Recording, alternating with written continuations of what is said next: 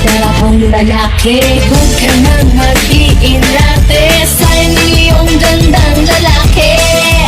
Sige na.